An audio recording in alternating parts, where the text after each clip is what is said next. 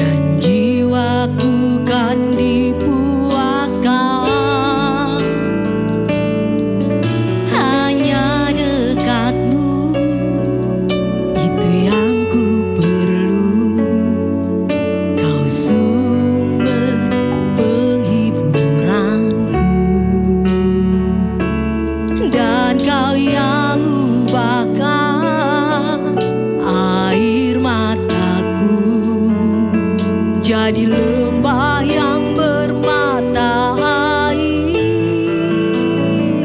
Sebab itu ku memuji-Mu, Engkau Allahku. Mulutku kan selalu puji-Mu, dan angkat tangan sembah-Mu, tinggikan nama-Mu.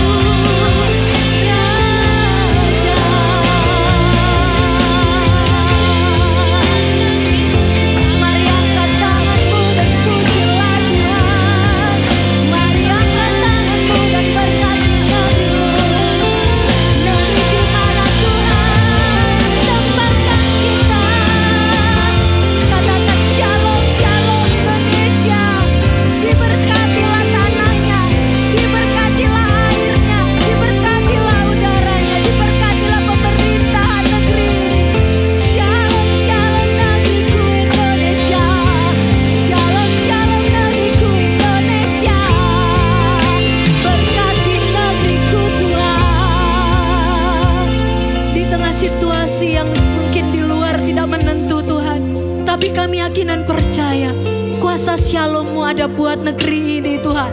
Sebab kami anak-anak-Mu berdiri atas negeri kami Tuhan. Kami mau angkat tangan kami mau katakan Shalom, Shalom Indonesia. Diberkatilah tanahnya, diberkatilah airnya, diberkatilah rakyatnya, diberkatilah pemerintahan kami. Berkati presiden kami, wakil presiden dan seluruh jajaran menteri. Semua pemimpin di bangsa ini Engkau berkati dengan hikmat yang daripada Engkau Tuhan. Dengan roh takut akan Tuhan. Sehingga keputusan apapun yang diambil itu berasal daripada Tuhan. Dan negeri kami makin maju, negeri kami makin berlimpah. Gemah ripah lo Jinawi. Kami orang-orang yang bersyukur. Kami hidup dengan damai Tuhan, dengan damai, dengan sehat, dengan rukun Tuhan. Di dalam nama Tuhan Yesus kami juga memberkati Rock International Ministry. Terima kasih Tuhan, terima kasih. Kalau hatimu yang Kau letakkan dalam pelayanan kami Tuhan, Kau terus berkati Bapak Gembala senior kami, Bapak Timotius Arifin Teja Sukmana dan Ibu Vivi Tuhan. Engkau juga berkati Bapak Roni Daud Simeon dan juga Ibu Nancy. Tuhan terlebih Engkau berkati Bapak Gembala kami terkasih Bapak Hartono dan juga Ibu Linda Tuhan. Dan juga semua pekerja Tuhan, Pak Janus dan Kak Heni, Pak Indra dan Kak Desi. Kau berkati bahkan semua gembala-gembala, semua alat-alat-Mu Tuhan, pelayan-pelayan Tuhan yang hari ini melayani-Mu Tuhan. Engkau berkati dengan kesehatan, dengan kekuatan, dengan roh takut akan Tuhan, dengan hikmat yang daripada Engkau Tuhan. Sehingga kemanapun mereka melangkah, kemanapun mereka melayani Tuhan, tanda-tanda ajaib dan mukjizat-Mu terjadi Tuhan. Banyak pertobatan terjadi Tuhan. Dan kerajaan-Mu ditinggikan atas muka bumi ini Bapa. Bapa kami juga memberkati Rock Pantai Indah Kapuk. Biar Kau jadikan kami mercusuar Tuhan. Jadikan kami contoh, jadikan kami representatif of Christ Kingdom. Agar dimanapun kami berada, kami mengabarkan kebenaran firman Tuhan. Kami menceritakan kebenaran firman Tuhan. Dan setiap orang yang melihat kami, melihat Yesus dalam kehidupan kami. Mari Kau berkati agar setiap jemaat Rock Pantai Indah Kapuk menjadi jemaat-jemaat yang radikal dan militan di hadapan Tuhan. Bertumbuh dalam iman kami Tuhan. Di dalam nama Tuhan Yesus. Sebab itu Tuhan, hari ini kami mau lebih lagi melayani-Mu. Kami mau lebih lagi menyembah Tuhan. Lebih lagi Tuhan kami bersuka cita di hadapan Tuhan. Di dalam nama Tuhan Yesus. Maria siap lebih lagi memuji Tuhan. Sama-sama kita katakan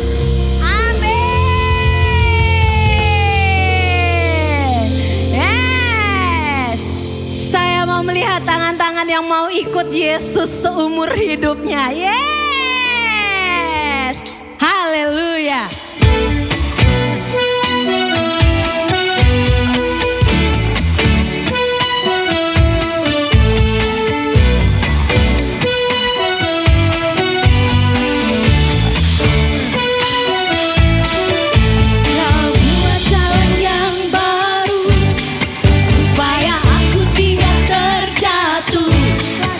Terlanjur ku dibekali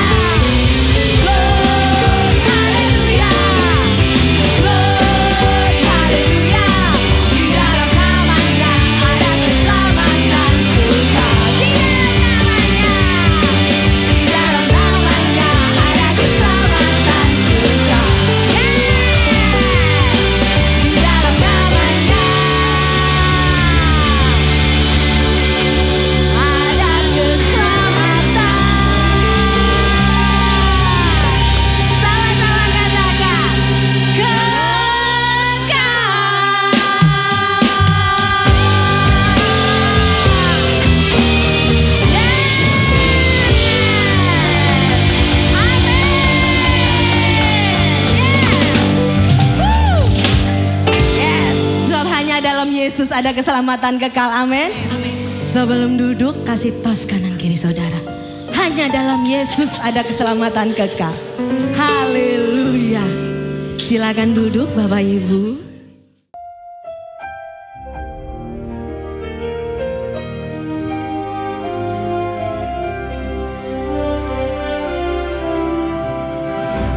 Shalom warga kerajaan, dalam masih ada episode buat bulan ini, Shepherding in Truth. Saya ingatkan dari yang pertama saya sampaikan, the truth adalah firman Tuhan. Dan the truth adalah seseorang. Waktu Pontius Pilatus tanya, what is truth? Dia salah tanya, dia bilang, who is truth? Dan Yesus berkata, I'm the truth. Nah saudaraku yang kasih Tuhan, dia adalah teladan. Bukan cuma Yesus gembala yang baik, dia adalah teladan yang terbaik. Karena itu bersyukur saudara, kita punya contoh Allah yang menjadi manusia, ya. Saudara, firman Allah mengatakan selanjutnya Yeskiel 34, kamu tidak lagi akan jadi jarahan bagi bangsa-bangsa lain dan binatang liar, gambar roh jahat. Tidak menerkam, kamu akan aman tentram, tidak dikejutkan oleh apapun. Salah satu yang paling luar biasa adalah damai sejahtera yang melampaui segala akal. Seperti saya katakan, hari ini mungkin cloudy and dark day. Mungkin belum dark ya, baru cloudy. Cloudy itu tidak tahu, kamu tidak bisa lihat ke depan. Terus jangan khawatir, boleh kabut yang gelap, ada gembala yang berjalan di depan kita. Just follow him. Ikuti dia saja. Dan ini rencana Tuhan, aku menjadikan mereka yang di gunung itu menjadi berkat. Ayat sebelumnya mengatakan demikian, aku menjadikan dan mencurahkan hujan. Apa tujuannya? Supaya kita bukan diberkati saja, tapi menjadi berkat. Nah sekarang dikatakan, ku jadikan taman kebahagiaan. Jadi kita tahu bagaimana pertama Tuhan itu menjadikan sebuah taman untuk dikelola. Tuhan tidak menciptakan padang belantara, padang gurun, semak duri, onak duri, nggak ada. Ketika Tuhan menciptakan so beautiful, dan Eden artinya pleasant, dan ini lebih dari pleasant.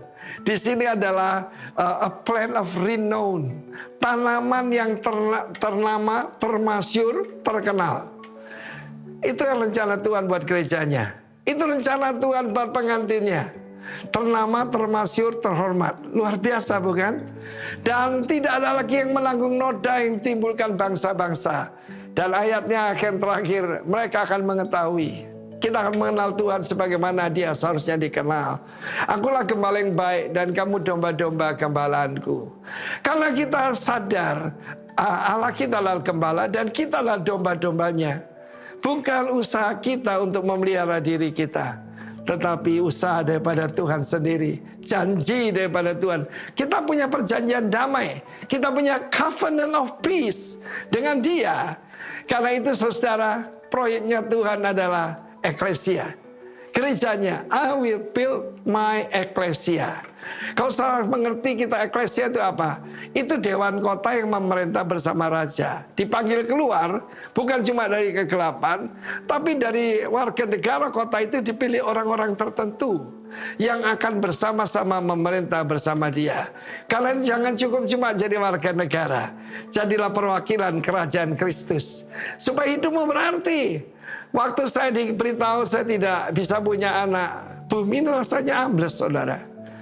But God bukan cuma selamatkan saya, Jesus memberikan saya purpose in my life. Dan purpose-nya adalah menjadi berkat dan mendirikan sebuah taman kebahagiaan. Taman yang betul-betul ternama, terhormat. Saudara yang kasih, rencana Tuhan, saudara bukan cuma diselamatkan, tapi dijadikan seperti dia. Dia menjadi putra sulung di dalam kerajaan ini. Bukan cuma putra satu-satunya. Kita tahu Nikodemus yang seorang ahli Taurat, tidak mengerti tentang kerajaan Allah. Kalau mata kita dibukakan, kita dalam satu kerajaan yang tak tergoncangkan. Let us rejoice, haleluya. Demikianlah saudara, ingatlah kita diberkati, diberikan hujan yang datangkan berkat untuk menjadi berkat, dan dijadikan taman kebahagiaan. Saya percaya gereja Tuhan adalah taman kebahagiaan itu, di mana semua orang berbahagia, bukan karena naik pangkat, bukan karena dapat menantu baik, tetapi karena Yesus. Tuhan berkati kita semua. Jadi teman kebahagiaan bersama dengan Tuhan dalam nama Yesus. Amin.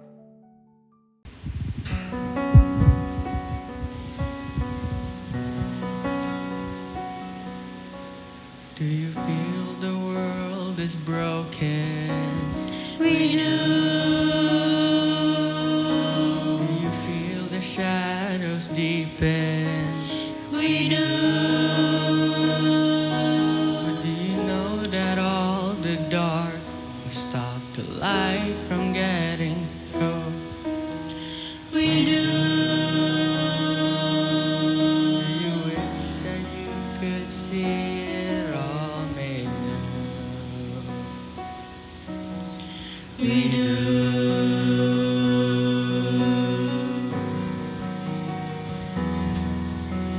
Is all creation groaning? It is. Is a new creation coming? It is.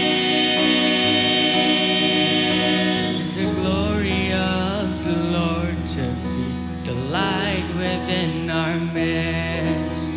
It is.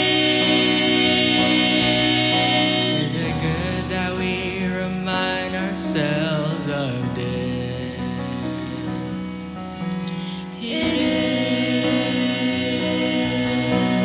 Is anyone worthy? Is anyone whole? Is anyone able to break the seal and open the scroll? The Lion of Judah conquered the grave. He is David's root and the Lamb who died to ransom the slave. Is he worthy? Is he worthy of all blessing and honor and glory? Is he worthy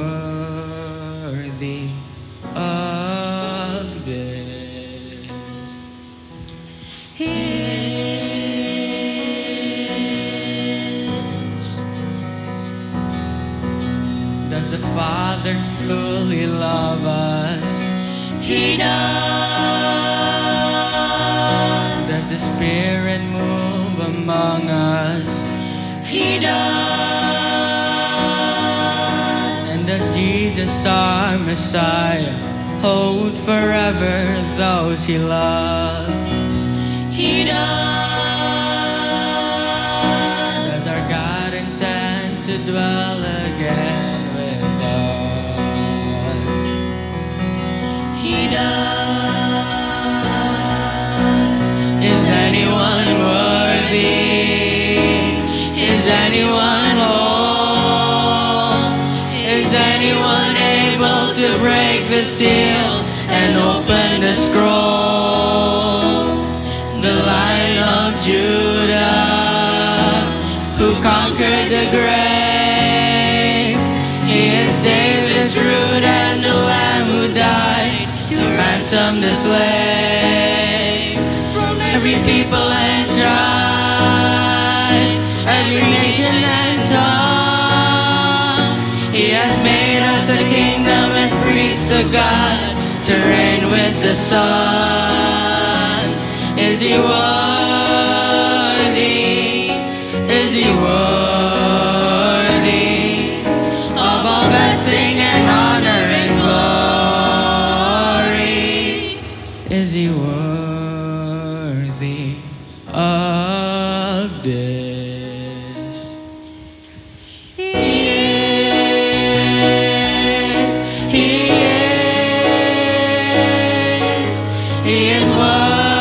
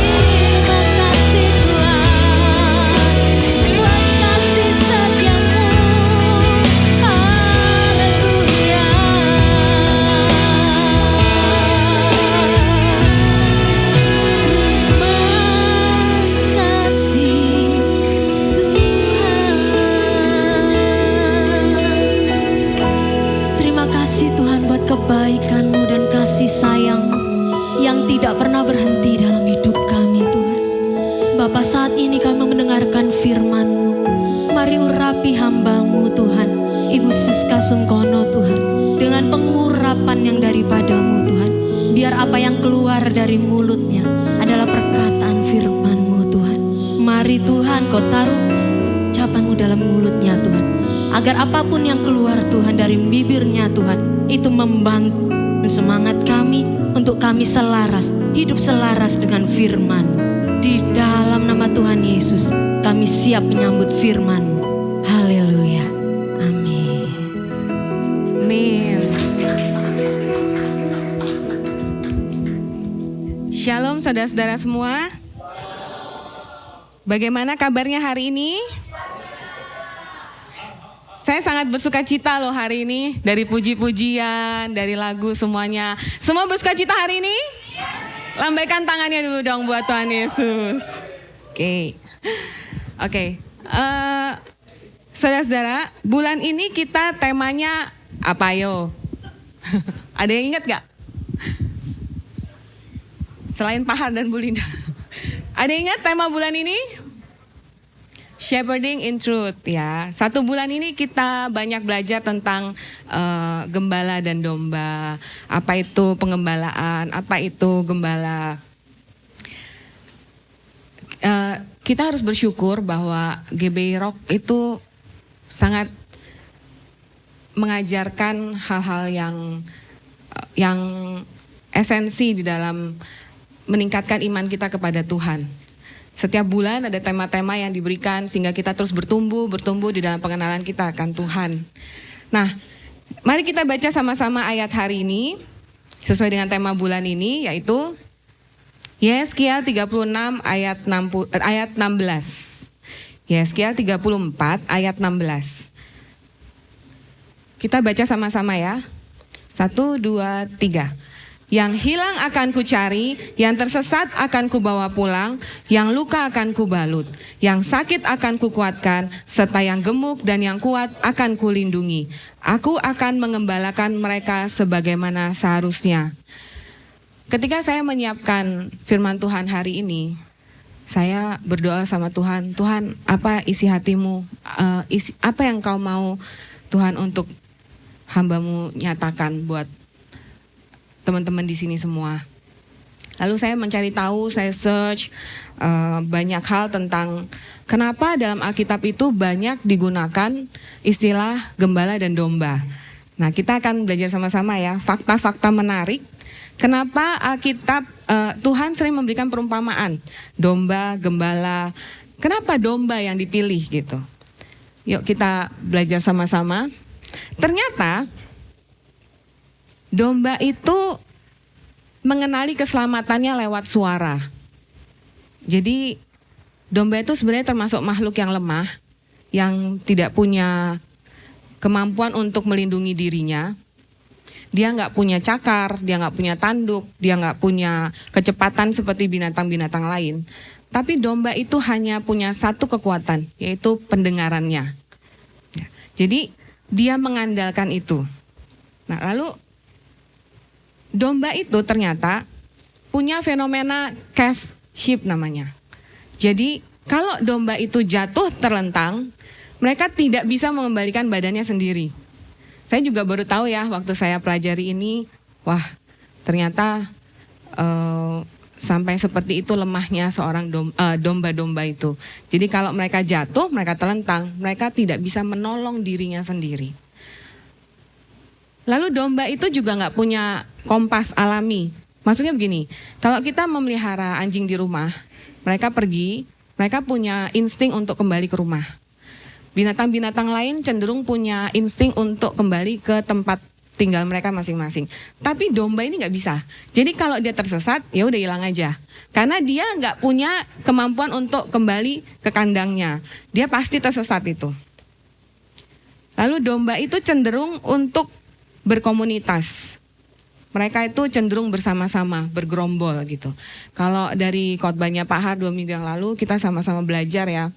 Mereka itu kadang dalam satu kandang itu berkumpul banyak domba-domba dari gembala-gembala lain. Jadi kekuatan domba itu untuk mengenal suara sangat penting. Kalau enggak nanti dia salah ikut gembala. Jadi dia harus peka, dia harus tahu betul-betul ini gembalanya, ini bukan. Jadi kalau ada suara-suara tertentu yang bukan berasal dari gembalanya, mereka nggak boleh ikut, mereka tidak ikut gitu. Nah, tapi bagaimana ya supaya domba-domba ini mengenal suara gembalanya? Bagaimana caranya supaya domba-domba ini tuh peka? Karena itu tidak bisa terjadi dalam satu kali diajar, tidak bisa dalam satu kali pelatihan. Oh, sekali ngomong terus dombanya langsung hafal gitu, nggak bisa. Tapi domba-domba itu harus dilatih. Kita baca ya, Yohanes 10 ayat 4 sampai 5. Jika semua dombanya telah dibawanya keluar, ia berjalan di depan mereka dan domba-domba itu mengikuti dia. Karena mereka mengenal suaranya. Tetapi seorang asing pasti tidak mereka ikuti, malah mereka lari daripadanya, karena suara orang-orang asing tidak mereka kenal. Ini kembali bicara tentang pengenalan akan suara. Domba sangat mengandalkan pendengarannya untuk mendengar suara gembalanya. Tuhan Yesus adalah gembala agung kita, amin? Amin. Tuhan kita itu adalah figur gembala yang sempurna, gembala agung.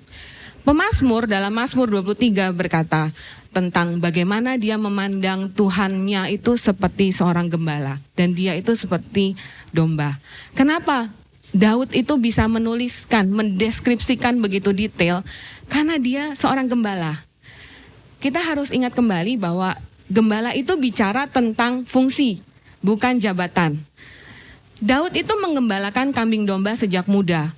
Dombanya nggak banyak, 2-3, tapi dia tekun mengembalakan domba-dombanya. Jadi dia memahami betul bahwa domba-domba ini butuh dia. Domba-domba ini butuh dibawa makan, dikasih minum, dipelihara. Bahkan dia menjaga domba-dombanya itu dan rela mati buat mereka demi menjaga domba-dombanya.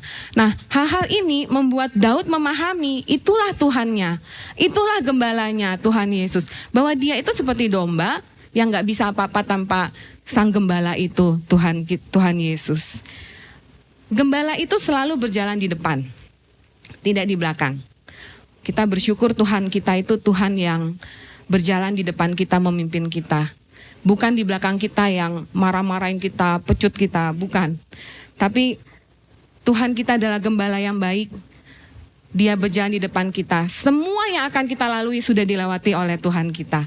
Jadi dalam hidup ini kita tuh gak perlu takut. Karena Tuhanlah yang memimpin kita. Amin? Oke, next. Nah, tadi kembali ke suara-suara tadi ya. Apa sih tindakan-tindakan yang dilakukan gembala untuk dombanya itu mengenal suaranya?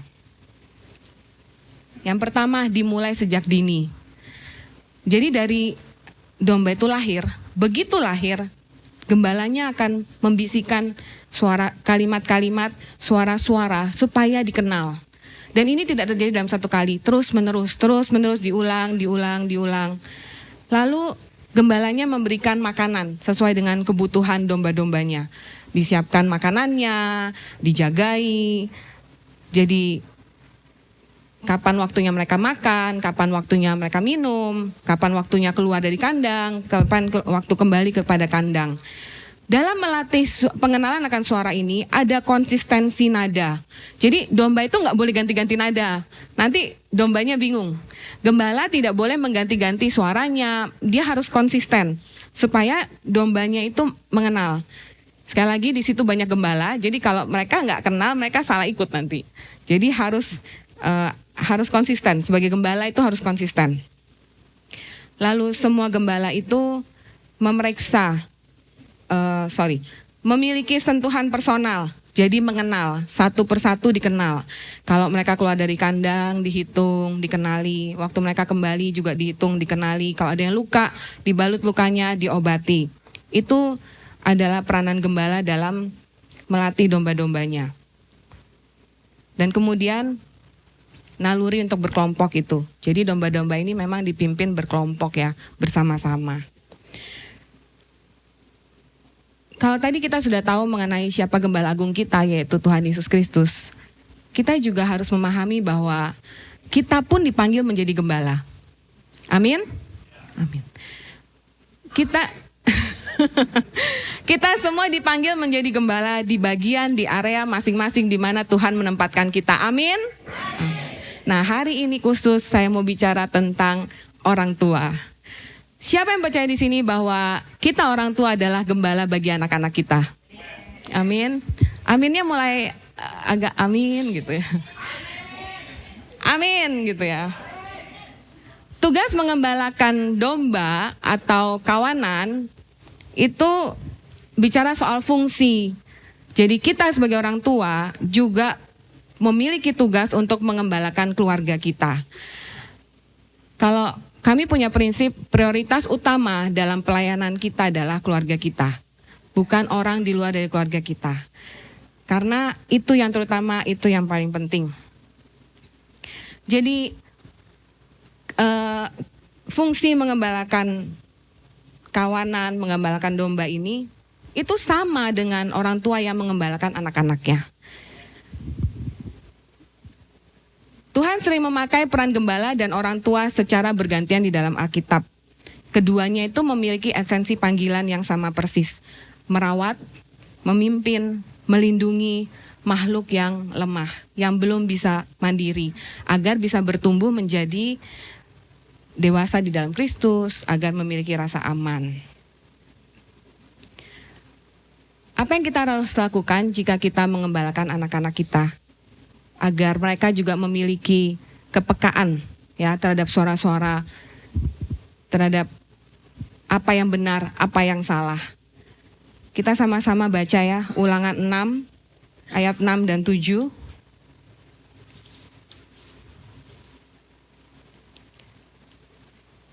Kita baca bersama-sama ya. 1, 2, 3. Apa yang kuperintahkan kepadamu pada hari ini haruslah engkau perhatikan. Haruslah engkau mengajarkannya berulang-ulang kepada anak-anakmu dan membicarakannya apabila engkau duduk di rumahmu, apabila engkau sedang dalam perjalanan, apabila engkau berbaring, dan apabila engkau bangun. Saudara-saudara, kita sebagai orang tua harus mengulang-ulang firman Tuhan sejak dini kepada anak-anak kita. Dari kecil, dari bayi. Karena saya percaya tidak ada roh anak-anak. Saya percaya di dalam diri setiap anak-anak, bayi-bayi itu ada roh Tuhan di situ. Ada Roh Kudus di situ. Jadi firman Tuhan itu harus diajarkan sejak dini. Supaya anak-anak itu mengenal, anak-anak itu mengerti dan bahkan mengingat terus-menerus tentang penciptanya, tentang Tuhannya. Ya, jangan berhenti, walaupun anak kita sudah besar, sudah dewasa, jangan pernah berhenti untuk mengulang-ulang menyampaikan kebenaran firman Tuhan kepada anak-anak kita. Apakah apa yang kira-kira kita bisa pelajari dari praktek pengembalaan ini dengan aplikasi pengasuhan? Next. Udah ya. Oke. Yang pertama tadi, siapa yang berjalan di depan kita? Gembala. Tuhan Yesus ya. Kita juga berjalan di depan mereka. Karena umur kita lebih tua dari mereka, kita punya pengalaman, kita punya kejadian-kejadian dalam hidup yang sudah kita lewati, maka tentu saja yang harus berjalan di depan mereka adalah kita. Ya, kitalah yang berjaga-jaga bagi mereka. Lalu yang kedua, kita wajib mengenal karakter dan sifat dari anak-anak kita. Kenali. Saya sangat diberkati dengan foto karakter, bagaimana kita mengenali anak kita, kelebihan, kekurangan, kekuatannya. Kenali anak-anak Bapak dan Ibu, kenali ya. Pelajari bagaimana cara berkomunikasi, bagaimana cara deketin, bagaimana cara kita bisa membimbing mereka. Kalau kita sudah mengenali anak kita, maka lebih mudah bagi kita itu untuk berkomunikasi dengan mereka. Jadi tidak mengurangi salah paham, mengurangi berantem, mengurangi perdebatan-perdebatan. Lalu orang tua juga hadir. Ya tadi memberikan suara-suara khusus ya. Kalau gembala kepada domba itu memberikan suara-suara khusus kapan waktu makan, kapan waktu minum, kapan waktu pulang, kapan waktu pergi. Orang tua juga sama. kita harus memberikan suara-suara kasih buat anak-anak kita. Kita harus menyatakan bahwa siapa mereka di mata Tuhan. Bahwa Tuhan mengasihi mereka. Apapun mereka, seperti apapun mereka, mau fisik, mau sifat, mau karakter, Tuhan mengasihi mereka. Ini yang terutama. Kita harus ulang-ulang terus kepada anak-anak kita. Dan kita harus mengajarkan mereka mencari apa tujuan Allah dalam hidup mereka. Setiap anak diciptakan dengan tujuan yang spesifik. Tidak ada satu anak pun lahir tanpa tujuan Allah. Amin? Nah, tugas kita orang tua sebagai gembala di dalam rumah adalah mencari itu. Bersama-sama kita cari apa yang Tuhan mau buat dalam kehidupan anak-anak kita. Kemana dia harus pergi, kemana dia harus sekolah, kemana dia harus kuliah. Kita yang mengarahkan mereka. Sampai mereka paham betul apa panggilan Tuhan dalam hidup mereka. Lalu ajarkan perintah Tuhan. 10 perintah Tuhan kita ajarkan sejak dini. Kalau yang sekolah minggu mungkin sering dengar. Kalau bahwa hormatilah hari Sabat, hormatilah Tuhan Allahmu. Jangan ada Allah lain di hadapanmu, jangan mencuri, jangan membunuh. Itu ulang terus. Kita melayani anak-anak di sekolah minggu, kita sering mengajarkan mereka tentang perintah-perintah Tuhan. Tapi Bapak dan Ibu harus tahu, yang paling powerful mengajarkan firman Tuhan buat anak-anak kita adalah kita para orang tua. Amin? Guru sekolah minggu, penolong. Kita memang menggembalakan, tapi yang paling penting yang harus mengajarkan firman Tuhan buat anak-anak kita adalah orang tua. Coba yang orang tua di sini senggol temennya. Kita yang harus ajarin. Kita yang harus kasih mereka identitas yang benar, ya. Dan kita yang harus mengarahkan mereka kepada tujuan ilahi. Lalu yang terutama, kasihi anak-anak kita. Jadi tempat yang aman buat mereka. Supaya mereka pada saat mereka mengalami sesuatu, mereka tahu harus kepada siapa. Bisa cerita ke orang tuanya. Ya, kita menjadi safe place-nya mereka. Dan yang paling penting ini, kita harus jadi teladan. Kalau kita berjalan di depan, berarti yang ngelihat kita siapa? Yang di belakang kita. Berarti anak-anak kita melihat kita menjadi teladan. Seorang gembala rela mati buat domba-dombanya. Kita punya gembala agung yang mati buat kita, Tuhan Yesus.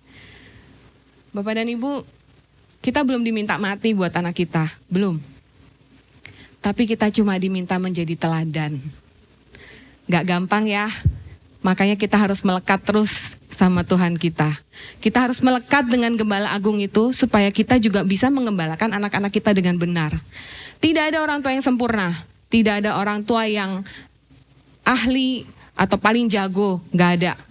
Hanya ada orang tua yang mengandalkan gembala agung itu. Hanya ada orang tua yang terkoneksi dengan Tuhan, minta hikmat sama Tuhan dalam mengasihi anak-anaknya, dalam membimbing anak-anaknya, dan menjadi teladan, mau bayar harga menjadi teladan.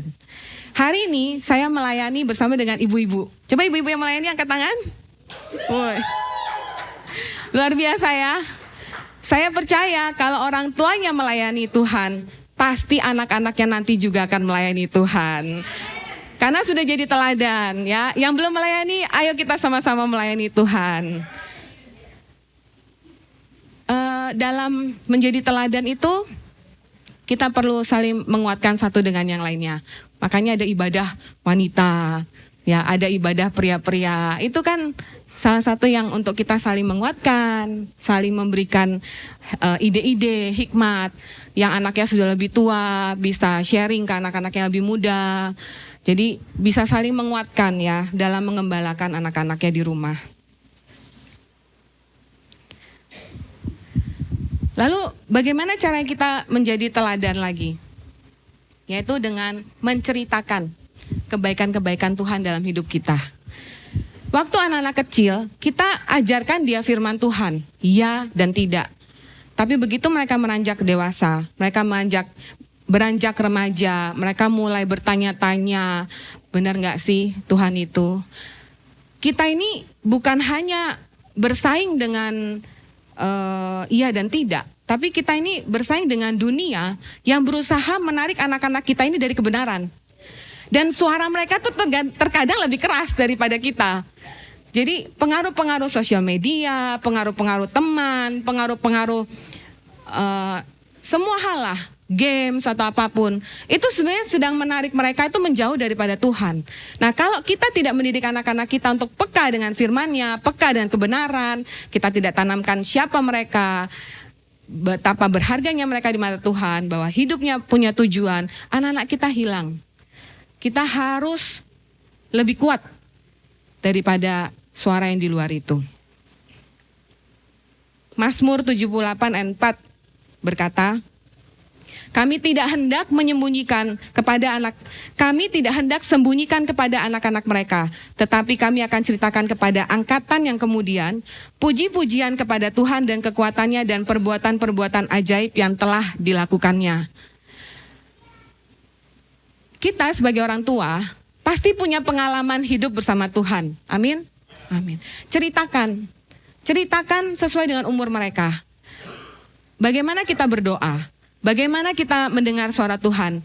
Bagaimana kita menghadapi masalah-masalah dalam kehidupan kita? Itu harus diceritakan supaya anak-anak kita mengerti bahwa kita ini mengajarkan firman itu bukan sesuatu yang hanya pengetahuan. Bukan hanya sebuah kata-kata yang tidak berkuasa. Tapi papa mama menghidupi firman ini. Dan betapa baiknya Tuhan sepanjang hidup papa mama. Dan kalian harus tahu itu. Itu yang harus kita ulang, kita ceritakan day by day. Saya dan David di rumah sering mengambil waktu kadang kalau ada kejadian-kejadian tertentu. Kami panggil anak-anak, kita cerita. Hari ini mama begini. Terus mama begini gitu ya. Terus nanti dan saya menceritakan sama mereka. Jadi mereka tahu bagaimana cara Tuhan bekerja dalam hidup orang tuanya. Siapa di sini yang kalau makan di restoran ngelihat fotonya? Ada? Kalau mau makan di restoran tertentu, kita lihat fotonya dulu gitu. Wah, menarik atau enggak ini? Ada? Enggak ada? Hah? Lihat harganya. Siapa yang kalau ke restoran itu basicnya lihat dulu di sosmed gitu. Oh, ini kayak bakminya enak banget ini gitu. Atau mungkin ada lihat, wah ini kayaknya spaghettinya, wah kayaknya menggiurkan gitu. Ada? Enggak ada, cuma saya doang ya. Ada, oke. Misalkan kita pergi ke satu restoran, kita lihat foto makanannya menarik, kita pergi ke situ, kita penasaran, kita mau coba. Tapi setelah kita coba, apa yang membuat kita kembali ke restoran itu? Rasanya. Harganya. Apalagi? Nanti jadi lapar semua. Promonya, oke. Nah, sama tentang keselamatan. Kita bawa anak-anak kita kepada Tuhan. Dari kecil kita beritakan firman Tuhan. Tapi apa yang membuat mereka stay dalam imannya kepada Tuhan? Pengalaman-pengalaman hidup bersama dengan Tuhan. Bagaimana Tuhan menjawab doa mereka? Itu yang dibilang tadi. Apa yang bikin kita kembali ke sebuah restoran? Rasanya. Firman Tuhan bilang apa? Kecaplah dan lihatlah betapa baiknya Tuhan.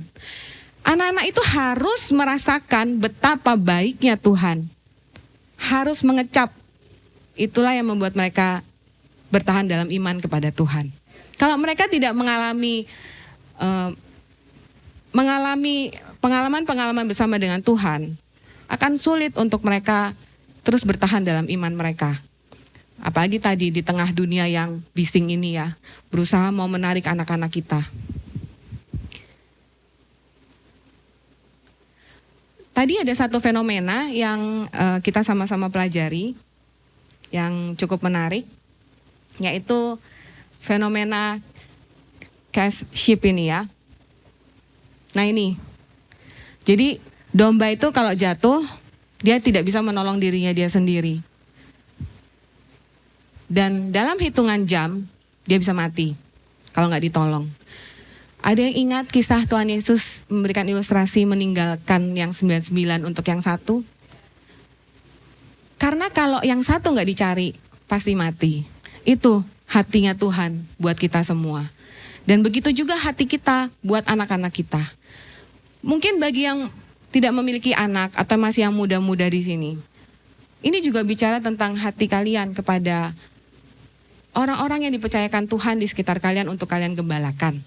Sama artinya, sama fungsinya, sama perannya.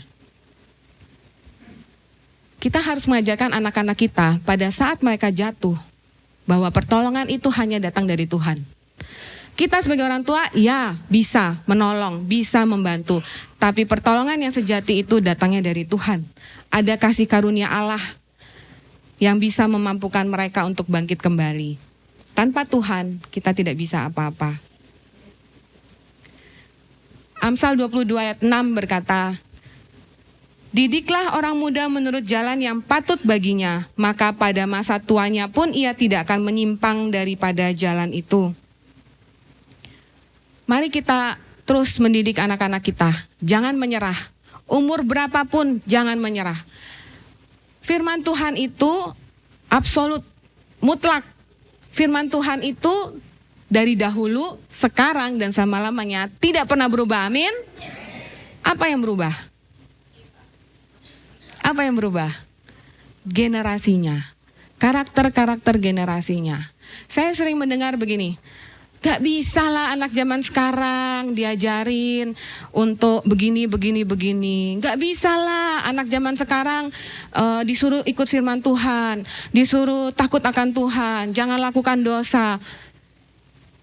Saudara, firman Tuhan tidak pernah berubah. Cara penyampaian yang harus kita rubah. Bagaimana kita mengajarkan anak-anak kita sesuai dengan karakternya, sesuai dengan sifatnya, sesuai dengan generasinya. Zaman saya dulu sekolah minggu, kalau guru sekolah minggu bilang jangan berbohong ya jangan berbohong aja, udah titik, saya nggak akan nanya. Tapi zaman sekarang pasti nanya, betul ya yang duduk di belakang? Anak-anak roket pasti bertanya gitu. Nah, firmannya tetap, tapi cara penyampaiannya bisa dirubah. Yaitu menyampaikan sesuai dengan karakteristik dari anak-anak kita, dari generasi-generasi yang kita layani. Didiklah anak-anak kita untuk mereka terus di jalan yang benar. Jangan pernah nyerah, jangan pernah berhenti. Ulang-ulang terus yang kita mau firman Tuhan itu ya, supaya dalam hidup mereka tidak menyimpang ke kanan dan ke kiri. Efesus 6 ayat 4 berkata, dan kamu bapak-bapak janganlah bangkitkan amarah di dalam hati anak-anakmu, tetapi didiklah mereka di dalam ajaran dan nasihat Tuhan. Nih bapak-bapak, didiklah anak-anakmu didiklah mereka di dalam ajaran dan nasihat Tuhan, agar mereka tidak menyimpang. Kalau tadi kita belajar tentang bagaimana mengajarkan mereka tentang firman Tuhan dari dini, dari bayi, waktu mereka bertumbuh. Tapi kita sering lupa, ada satu hal yang kita harus juga ajarkan kepada anak-anak kita dalam mengembalakan mereka, yaitu disiplin, kedisiplinan.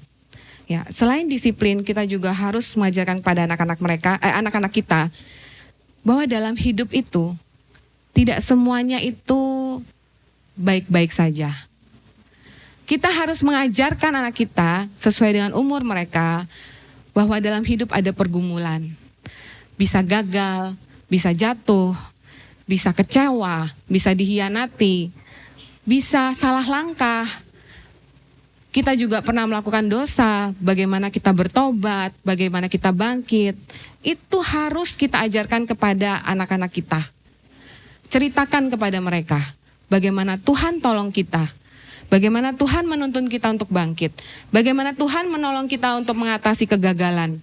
Karena saya melihat banyak sekali anak-anak generasi sekarang itu mereka kebingungan. Mereka cari solusi, mereka chat GPT. Mereka tanya ke chat GPT. Bagaimana saya mengatasi kegagalan dalam hidup? Ya itu kembali lagi ke algoritma dari chat GPT-nya ya. Kalau dia suka baca firman, keluarnya firman. Tapi kalau dia bacanya aneh-aneh, keluarnya juga aneh-aneh. Saya lumayan sering baca sebuah aplikasi, di mana kemarin saya menemukan ada anak yang ditolak universitas negeri, mereka ditolak dan dia tulis begini di situ. Dia ditolak dan dia tulis begini di situ. Apakah sebaiknya saya suicide? Dia tanya di aplikasi. Menurut kalian bagaimana? Ini adalah fenomena yang kita hadapi dengan anak-anak sekarang. Mereka cenderung bertanya ke platform, ke orang-orang yang mereka nggak kenal. Dan kita nggak pernah tahu niat yang menjawab itu. Ada yang bilang, ada yang jawab, jangan menyerah, jangan, masih di jalan lain. Ada yang cerita, kamu harus kuat. Ya, itu saya pas baca reply-nya, oke, semua kasih dia kekuatan. Tapi saya juga sering menemukan ada yang, saya dikhianati oleh teman saya. Apa yang harus saya lakukan? Temannya bilang, balas, kejar, sakit nih, lebih sakit. Oh, ada. Jadi kita ini sedang mendidik anak-anak untuk takut akan Tuhan, sedangkan anak-anak kita ini mau direbut terus gitu loh sama dunia. Jadi kalau kita nggak kuat di dalam Tuhan, kita nggak bisa jadi gembala yang baik, kita nggak bisa jadi teladan yang baik. Nah, karena itu penting untuk mendidik anak-anak kita itu tahan mental, siap mental menghadapi tadi itu, kegagalan, kekecewaan, penolakan. Itu penting. Karena kita yang sudah berjalan di depan mereka, kita sudah mengalami apa yang akan mereka lalui nanti. Jadi kitalah yang harus menyiapkan mereka dengan baik. Dan tentunya ujung dari semua didikan ini adalah kita melahirkan sebuah generasi yang mandiri, bergantung kepada Tuhan. Indah nggak Bapak dan Ibu saudara-saudara, kalau kita mengembalakan anak-anak kita, lalu anak-anak kita itu tergantung sama Tuhan secara mandiri. Amin. Bayangkan kalau semua jerih lelah kita tadi ini, mengembalakan anak-anak kita ini, lalu kita lihat pada saat mereka dewasa, jalannya tidak menyimpang ke kanan dan ke kiri. Pada saat mereka memilih pasangan hidupnya, mereka punya kualitas, mereka punya standar yang benar. Cari pasangan hidup yang takut akan Tuhan, bertumbuh bersama, menjadi keluarga Allah yang sehat. Lalu kemudian dalam berbisnis, mereka diberkati Tuhan. Mereka bermultiply karena mereka hidup takut akan Tuhan. Dan mereka secara mandiri bergantung kepada Tuhan Yesus. Itu indah sekali. Tugas kita sebagai orang tua selesai. Waktu anak-anak kita punya pengalaman dengan Tuhannya sendiri. Waktu anak-anak kita mengandalkan Tuhan. Waktu anak-anak kita percaya pada Tuhan sepenuhnya dan tidak pernah keluar dari jalan Tuhan. Siapa yang mau keluarga kita mengalami itu semua? Amin. Kita sama-sama ya, saya juga punya 2 anak, sama-sama saya dan David juga, kita gak sempurna, gak ada orang yang tua yang sempurna, tapi kekuatan kita hanya dari Tuhan. Pertolongan kita dalam menjadi gembala bagi anak-anak kita hanya berasal dari Tuhan. Buat anak-anak yang belum berkeluarga, anak-anak yang masih menjadi anak, jadilah domba-domba yang mudah diajar. Jadi domba-domba yang mudah dididik. Sehingga ketika orang tuamu atau mungkin kakak-kakak rohanimu mengajarkan firman Tuhan, kalian mengerti dan kalian memahami siapa kalian dan kalian punya komitmen untuk terus hidup dalam Tuhan.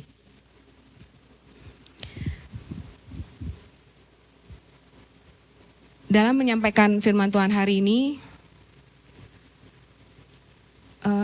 Roh Kudus berbicara dengan saya satu hal. Ada di sini orang tua yang hampir menyerah dalam membimbing anak-anaknya untuk kembali ke jalan Tuhan. Saya nggak akan minta angkat tangan, tapi lewat ayat-ayat ini Tuhan cuma mau bilang, jangan menyerah atas hidup anakmu. Jangan menyerah atas hidup anakmu. Rebut anakmu, peluk anakmu, kasihi anakmu, dan bawa dia kembali kepada Gembala Agung itu, Tuhan kita Yesus Kristus. Kalau ada di sini keluarga-keluarga yang mulai kehilangan harapan, sudahlah, anakku sudah gak bisa dikasih tahu. Sudahlah, anakku gak akan bisa mendengarkan aku lagi karena sudah dewasa, karena usianya sudah sudah keluar dari rumah atau apapun itu. Ingat kembali, firman Tuhan itu mutlak. Dahulu, sekarang, dan selama-lamanya. Kita bisa menjadi pendoa syafaat buat anak-anak kita.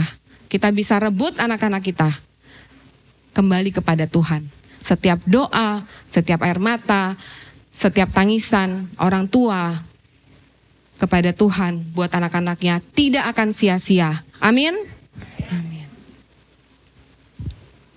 Mari kita tutup dalam doa.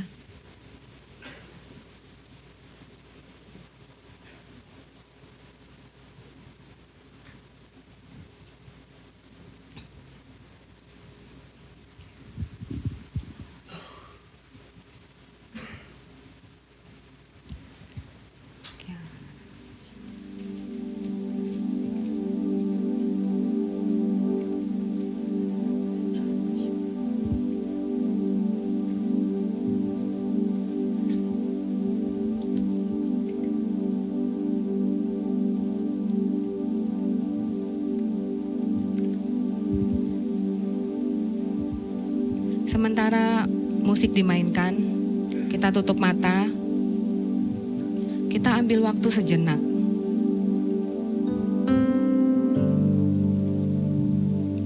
Buat para orang tua, bawa anak-anakmu ke dalam tangan Tuhan.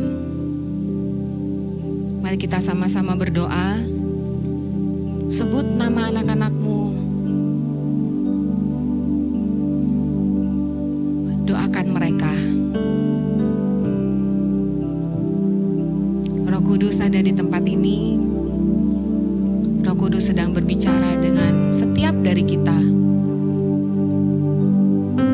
Apa yang harus kita doakan untuk anak-anak kita?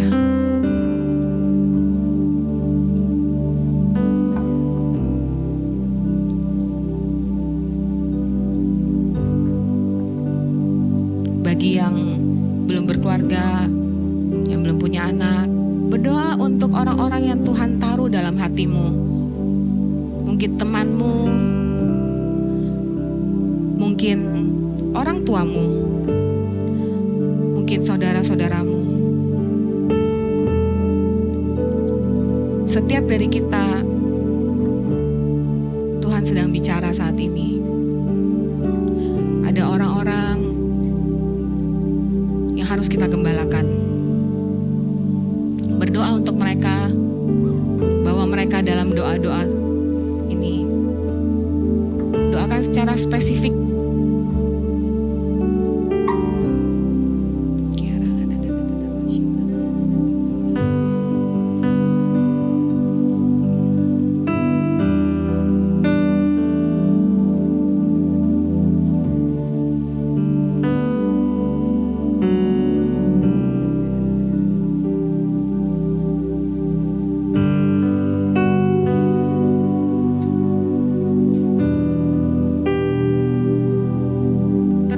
Bersyafaat buat anak-anakmu. Terus bawa mereka dalam doa. Terus sampaikan kepada Sang Gembala Agung itu apa yang kau rindukan terjadi dalam hidup anak-anakmu.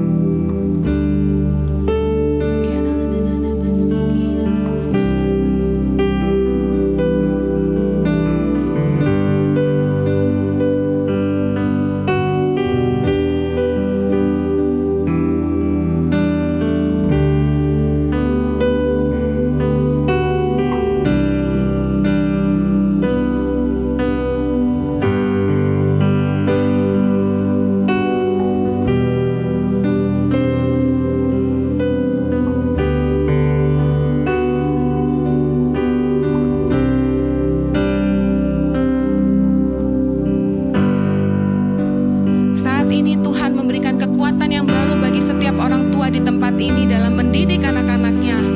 Saat ini Tuhan memberikan harapan yang baru. Jangan pernah menyerah atas hidup anak-anakmu. Jangan pernah menyerah, kata Tuhan. Aku punya rencana-rencana indah bagi setiap anak-anak di tempat ini. Aku punya rencana-rencana indah bagi setiap anak-anakmu. Kamu akan melihat mereka menjadi anak panah di tangan pahlawan yang melesat kepada tujuannya. Aku akan memampukan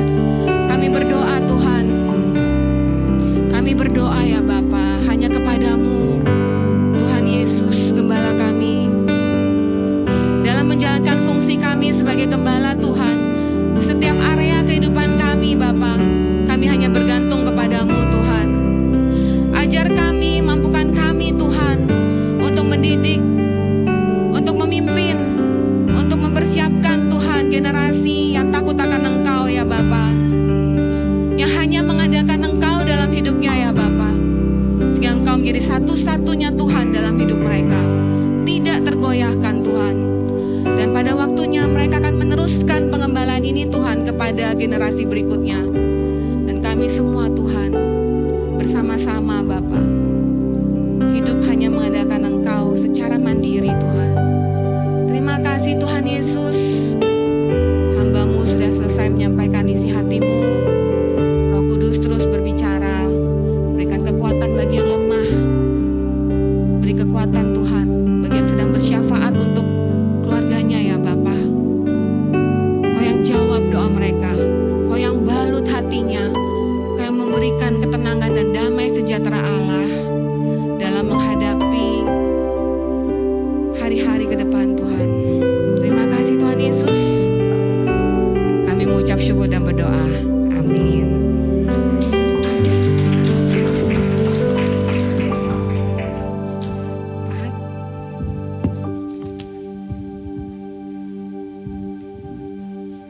Haleluya.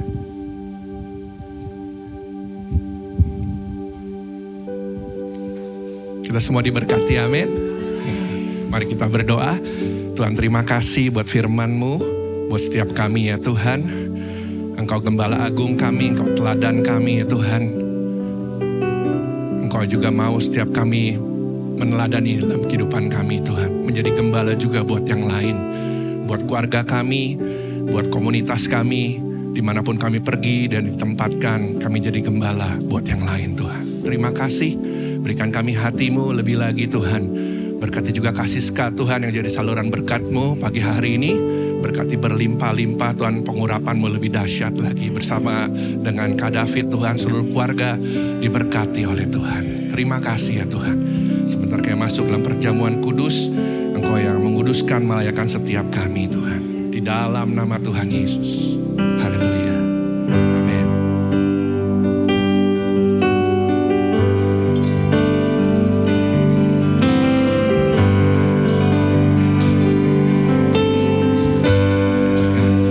Thank you for the cross, Lord. Thank you for the price you paid, bearing all my sin and shame. In love you came and gave amazing grace. Thank you for this love, Lord. Thank you for the nail-pierced hands. Wash me in your cleansing flow. Now I know your forgiveness and embrace. Worthy is the Lamb, seated on the throne.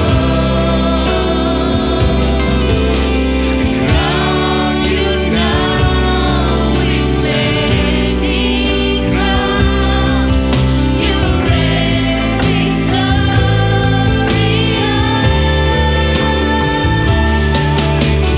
High and lifted up, Jesus, Son of God,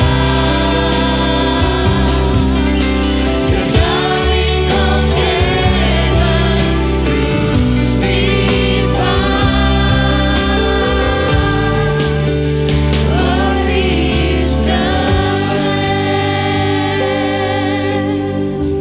Mari kita angkat tangan, angkat roti tangan kanan kita, sambil mengingat setiap pengorbanan yang kasihnya, cintanya buat setiap kita. Terima kasih ya Tuhan. Tubuh-Mu terpecah buat setiap kami, menggantikan setiap kami Tuhan. Seharusnya kami yang dihukum, seharusnya kami yang disalibkan Tuhan. Tapi Kau menggantikan setiap dosa, kutuk kami, pelanggaran kami di atas kayu salib Tuhan. Ganjaran yang mendatangkan kesembuhan. Dan oleh bilur-bilur-Mu Tuhan kami telah menjadi sembuh Tuhan. Setiap trauma kami, setiap masa lalu kami Tuhan, siap apapun Tuhan, telah Kau tebus di atas kayu salib. Dan Kau katakan sudah selesai. Terima kasih Tuhan, terima kasih. Kami terima Tuhan keselamatan itu. Kami terima anugerah-Mu Tuhan pagi hari ini Tuhan. Terima kasih ya Tuhan. Saudara terkasih, bukankah roti yang kita angkat tinggi ini adalah persekutuan kita dengan tubuh Kristus? Mari kita makan di dalam nama Tuhan Yesus.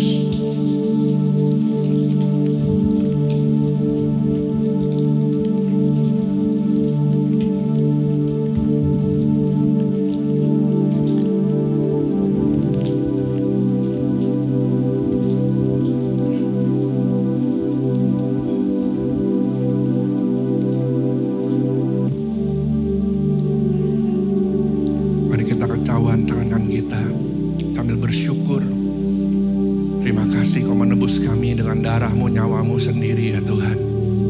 Bukan emas dengan perak Tuhan, bukan dengan barang-barang yang fana, tapi dengan hidup-Mu sendiri Tuhan. Kami percaya dalam darah-Mu ada kehidupan. Ketika minumnya Tuhan, kehidupan-Mu turun buat setiap kami ya Tuhan.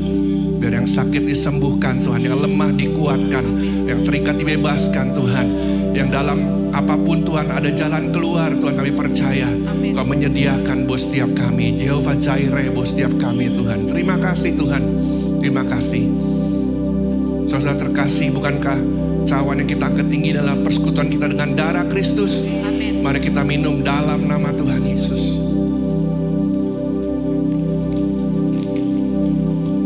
Mari bersyukur sama-sama.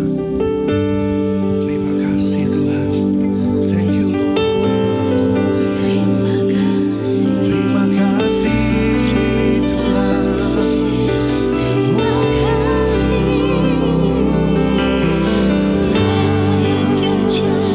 Tiada kasih seperti kasih-Mu Tuhan.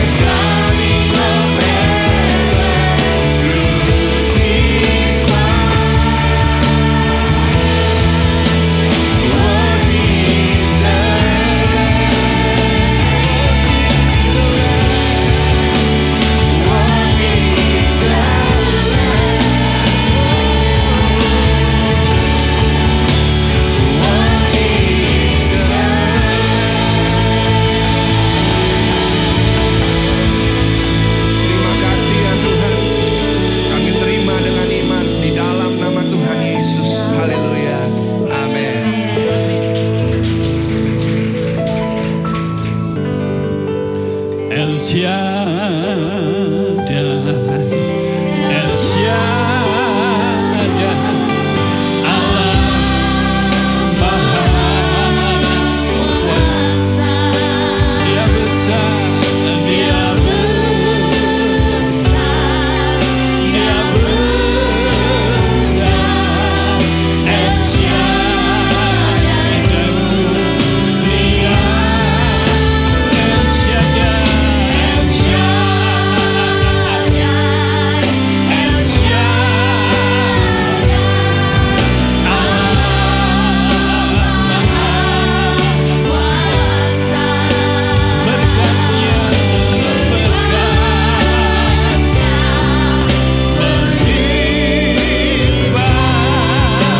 El Shaddai,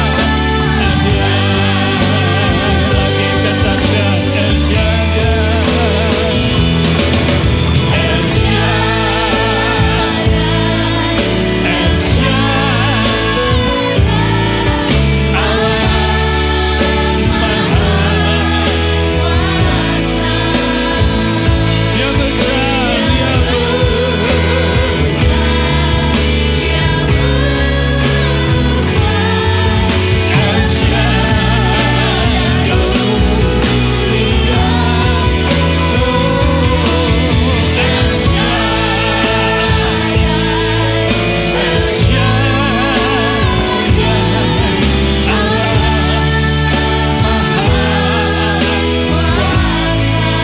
Berkatnya melimpah, berkatnya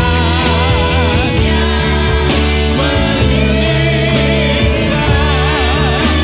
El Shaddai, berkatnya melimpah, berkatnya, amin, melimpah. El Shaddai, lagi katakan berkatnya,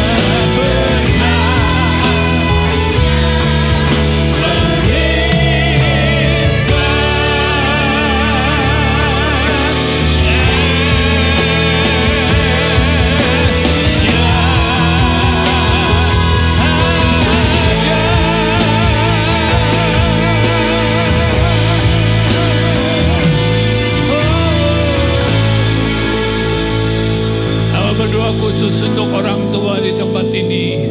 Tuhan urapi mereka, Tuhan berikan hikmat bagi mereka, hikmat yang datang daripada firman-Mu untuk menuntun, menggembalakan semua anak-anak yang Tuhan percayakan.